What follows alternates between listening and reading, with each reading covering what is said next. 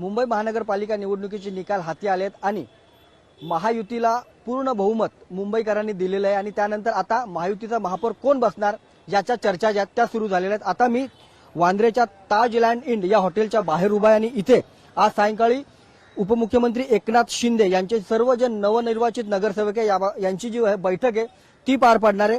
स्वतः उपमुख्यमंत्री एकनाथ शिंदे देखील या बैठकीला उपस्थित राहणार असल्याची माहिती मिळते।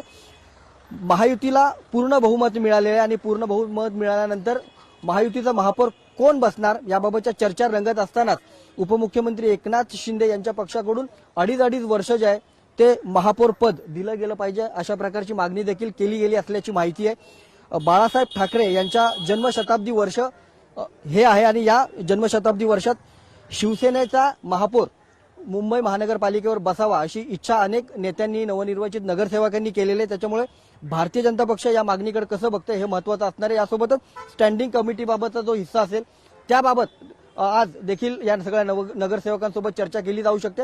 एकूणच काय तर आजची होणारी बैठक अत्यंत महत्त्वाची असणार आहे। एकनाथ शिंदे आपल्या सर्व नगरसेवकांना काय सांगतायत आणि महायुतीच्या महापौराबाबत काय निर्णय घेतला जातोय हे या बैठकीतून ठरलं जाणार आहे।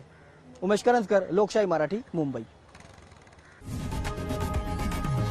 लोकशाही मराठी ऐका, पहा, जागरूक रहा।